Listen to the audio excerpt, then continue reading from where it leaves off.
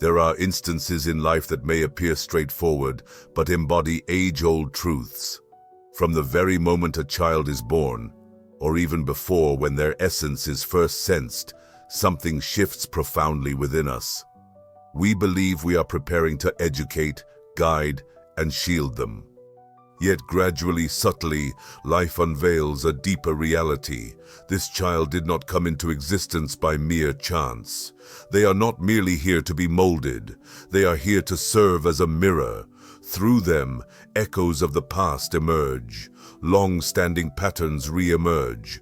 Love and fear manifest anew. The focus shifts not simply to how we nurture a child, but also to how we allow them to illuminate forgotten aspects within us. This transcends the usual notion of parenting. It's a spiritual journey. It may not always be harmonious, often fraught with challenges, yet it is profoundly sacred. If you've ever felt that certain interactions with your child hold more significance than they appear, you're not imagining it. You're tapping into something your spirit has always understood.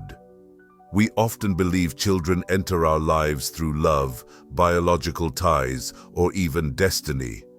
However, the reality is more enigmatic and potentially unsettling. In Buddhist philosophy, there is no randomness in our relationships, especially in the parent-child connection. A soul doesn't just arrive in your life, it returns. You might view it as a blessing, a miracle, or at times even a burden.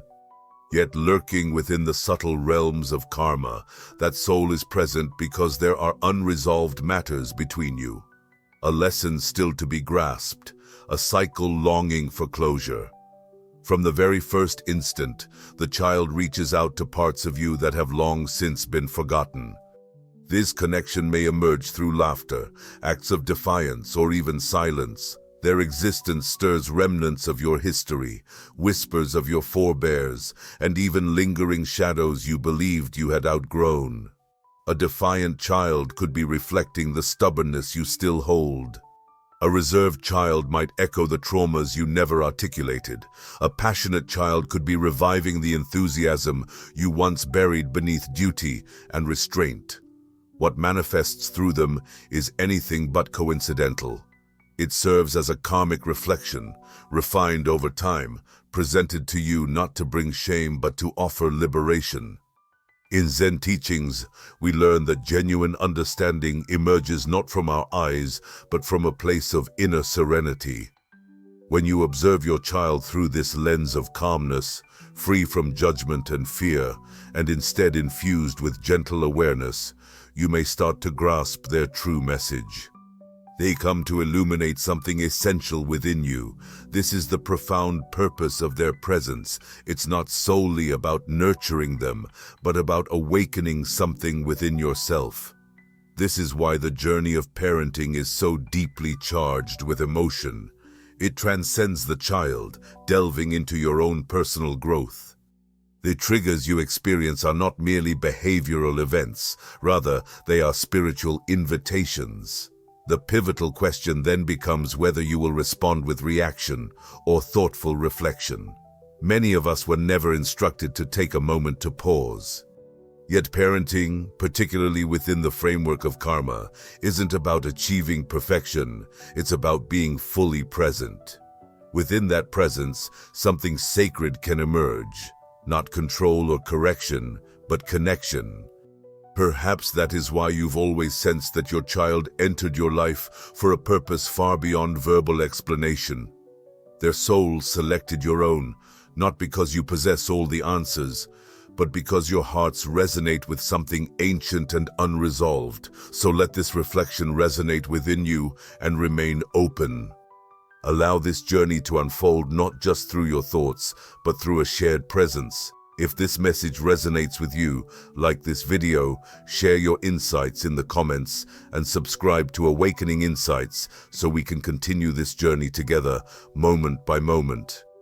Parenting not only requires your energy, it requires embracing your shadow. It summons not just your love and patience, but also the parts of you that you believed were long buried, the anger you've tried to suppress, the unnamed sadness, and the fears you thought were lost to time. Herein lies the profound paradox. Your child does not trigger you because they are at fault. They provoke you because they are resonating with something vulnerable and unresolved within you. This is the reason even minor incidents, like a slamming door, a challenging glance, or a sudden stillness, can feel overwhelmingly intense. It's not solely about the situation at hand. It's about what that situation brings to the surface. Your inner child, that younger version of you who once felt ignored and unheard, stirs and surfaces when your child acts out or cries. Without conscious recognition, you don't merely respond to your child's behavior, you react based on your own unhealed wounds. You revive a discomfort that was never meant to be carried alone, but still resides within you. This explains why parenting can be so draining.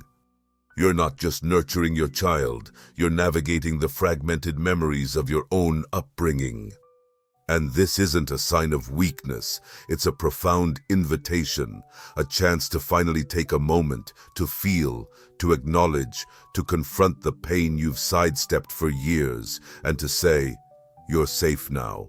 I'm here for you." The child in front of you reflects the child within you. If you allow it, that mirror can open the door not to more guilt, but to profound healing. You don't need to have experienced a flawless childhood to be a mindful parent. What's needed is the willingness to distinguish where your pain concludes and where your capacity for love can be reignited. By raising a child with mindfulness, you're not just breaking cyclical patterns, you're recovering parts of yourself that yearned for affection, but were never nurtured. And in those moments when you opt to breathe instead of shout, to listen instead of ignore, to kneel rather than turn away, you're not just parenting, you're mending your own spirit. Healing isn't made in grand gestures, it unfolds in the small decisions made on ordinary days. You become the guardian your younger self always needed. Through this, you provide your child with something remarkable, a parent who perceives clearly, feels deeply, and remains present amidst life's challenges. This journey is challenging, but it's authentic, it's human, and it's sacred. Embrace this truth quietly within yourself. And if these words resonate with you, let's continue this journey hand in hand. If this message reflects your experience, please give this video a thumbs up. Share your thoughts in the comments and consider subscribing to Awakening Insights, a space where inner healing and conscious love are always acknowledged. Parenting comes with its own unique pain, a topic that's rarely discussed. It's the discomfort of recognizing that you might be repeating the very actions done to you as a child, despite your promises to yourself to avoid it. Perhaps it manifests through a sharp tone, a prolonged silence, unrealistic expectations, or the tendency to overlook your child's feelings because your own were often disregarded. Deep within, you might find yourself murmuring, "I promised I wouldn't turn into this." Yet you have, not due to any faults of your own or a lack of love, but because karma is woven not only into our deeds, but also into our unconscious actions. We carry the scars of our upbringing like seeds sown deeply within our nervous system. When we embrace the role of a parent, those seeds find nourishment. The fragility of a child, the immense weight of responsibility, and the daily pressures create the perfect environment for those ingrained patterns to surface. You don't consciously decide to raise your voice. You don't intend to overlook. It occurs involuntarily. This encapsulates the tragic irony of karmic slumber.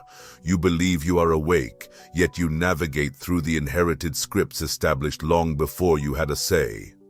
In Buddhist thought, there's a saying that until you bring the unconscious to consciousness, it will steer your life, and you will mistake it for destiny. The past replays through you, not because it's actively remembered, but because it has never been properly confronted. Thus, when you catch yourself mirroring phrases your parents used or exhibiting behaviors that once caused you pain, refrain from succumbing to guilt. Allow that moment to serve as a beacon of awareness. You're not in failure, you're awakening. Recognizing the pattern marks the beginning of its unraveling. This represents the profound gift of parenthood. It reveals not only the affection you possess, but also the wounds you bear. It compels you to repeatedly choose between operating on autopilot and engaging with awareness, between reiterating what was familiar or embracing what might be possible. Healing does not imply that your voice will never rise in volume or your patience will always remain intact. It signifies that when those moments arise, you're equipped to find your way back. You take a breath. You express regret, you mend the situation, and gradually you evolve into the individual your child won't need to recover from. This is the true transformation. It's not about achieving perfection, but rather cultivating presence. You interrupt the karmic cycle, not by exerting control over your child, but by honestly confronting yourself. The lineage of suffering concludes not through punishment, but through a moment of reflection, not in denial, but through awareness. Every time you opt for consciousness rather than reaction, a millennium of anguish starts to dissolve. While you cannot undo the past, you can alleviate its hold on your future. Thus, when you feel embarrassment for mirroring their traits, recall this. The awareness that you have brings distinction. You are the pivotal change. You represent the resurgence of light within the lineage. Let this realization ground and honor you. If these words resonate with that quiet part of you seeking freedom, join us. Give this video a thumbs up, share your story in the comments, and subscribe to Awakening Insights, where we create a space for the gradual, sacred journey of becoming the parent we wished we had. It's tempting to believe that good parenting equates to executing everything flawlessly, maintaining composure, always having the right words, and avoiding mistakes. Yet children are not in search of your perfection. They seek your presence. They require not the impeccable version of yourself, but the authentic you who remains when challenges arise. The one who stands by their side during tears. The one who admits uncertainty but still listens. The one who acknowledges their errors. Because what resonates most with children is not your authority, but your unwavering consistency. They perceive whether you are truly present with them or preoccupied with your phone, wandering thoughts, or lingering memories. Genuine presence doesn't revolve around hovering or trying to fix anything. It's about immersing yourself in the here and now, engaging your body, heart, and breath at the exact moment your child longs to be acknowledged. This kind of focused attention, this sacred awareness, begins to mend not only their deeper wounds, but also yours.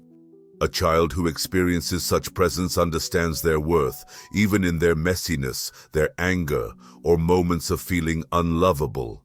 Meanwhile, a parent who opts for presence instead of performance starts to untangle the old notion that love must be earned through flawlessness.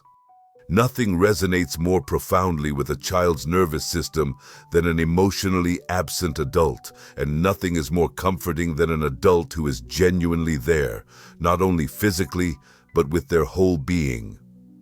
This is how the cycle of generational karma begins to ease. It doesn't stem from additional knowledge or strict parenting guidelines, but rather from being present, the type of presence that discerns the tension in your child's jaw before they even utter a word. That understands the underlying question amidst their tantrum, that takes a moment before responding, or that chooses to stay when walking away seems more convenient. This doesn't imply sacrificing your own needs or pretending to be calm when you're not. It's about embracing honesty. It calls for nurturing your own nervous system so you can help regulate theirs. It acknowledges that your calm isn't merely a gift to them, but a state you rediscover together. And through that shared experience, the age-old narrative shifts from fear to safety, from isolation to connection, and from reaction to understanding.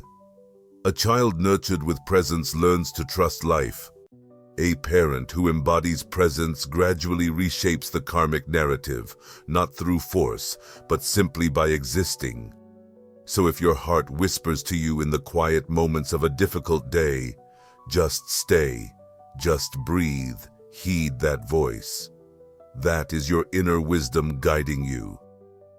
And if these sentiments resonate with feelings you've held within, yet lack the vocabulary to express, I encourage you to linger in this space a bit longer. Please give this video a thumbs up, share your thoughts in the comments, and subscribe to Awakening Insights, where being present transcends mere practice. It's a pathway to liberation, experienced one breath, one moment at a time. At some point in each parent's journey, a subtle discomfort surfaces, the understanding that your child is not a blank slate for you to mold, but rather an individual meant to flourish in their own right. You nurtured them, cared for them, educated them, and shielded them, yet their purpose is not to fulfill your narrative. They exist to carve out their own existence. Unfortunately, for many of us, the distinction between love and attachment tends to blur. We aspire for them to achieve where we stumbled, to receive affection we missed, to steer clear of the hardships we faced. We often mask these desires as protective instincts, expressions of care, or wisdom. Yet frequently what we refer to as love is rooted in fear. Fear that they may embark on a different journey, that they may no longer rely on us, that we could be left behind with our own desires. Buddhism teaches us that genuine love exists without clinging. Clinging is not true commitment. It signifies dependence. It represents the inner turmoil that suggests without them, our identity feels lost. Nonetheless, children are here to grow beyond us, not to define us. This isn't a form of abandonment, it's a sign of evolution. Authentic parenting is less about shaping a child to fit an ideal, and more about witnessing their journey toward their truth, even when that truth diverges from our expectations. Even if it feels foreign, uncomfortable, or unattainable, you can guide them without holding too tightly. You provide wisdom, yet create space for them to explore. You remain anchored in love, even as they move further away. This act of letting go is not an indication of weakness. Rather, it's one of the bravest choices a parent can make. For letting go signifies your belief that your impact has planted seeds that transcend your control. It shows you've engaged in the unseen labor of fostering inner strength, not just within them, but within yourself. And now, you're ready to witness the emergence of their wings. Even if their flight diverges from your expectations, your child may rebel, falter, struggle, or evolve in ways that may unsettle you.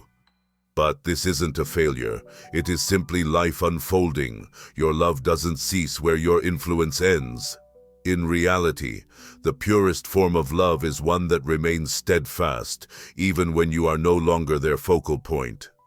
This love turns into an internal compass, guiding them when they're lost, providing steadiness in moments of fear, and bringing them home, not necessarily into your embrace, but back to their true selves. Therefore, if you're gripping too tightly, take a moment to breathe, loosen your hold, allow love to flow. Permit your child to breathe. You are not losing them. You are granting them the freedom to discover who they were always destined to be. In the process, you may even rediscover parts of yourself. If these thoughts resonate with you in a place of quiet understanding, we encourage you to stay with us. Like this video if you relate to this experience. Share what the act of letting go has taught you in the comments, and don't forget to subscribe to Awakening Insights, where love deepens not through control, but through release, one open hand at a time. Occasionally, we gaze at our children and sense an ancient wisdom within them, a melancholy too profound for their age, an inexplicable restlessness, a way of being that feels strangely familiar. We ponder the origins of these traits. We might cast blame on ourselves, the world around us, or even their innate temperament.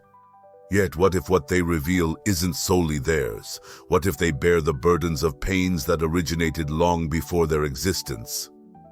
In Buddhist philosophy, a family transcends mere individuals.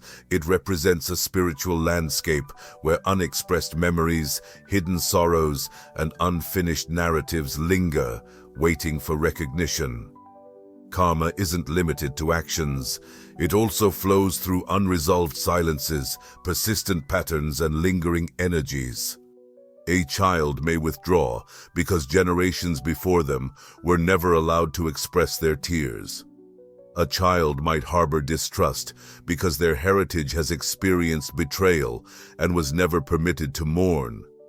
They might exhibit anger because their lineage recalls injustices that were never acknowledged. What appears to be misbehavior could actually be a manifestation of soul memory rather than personal recollection.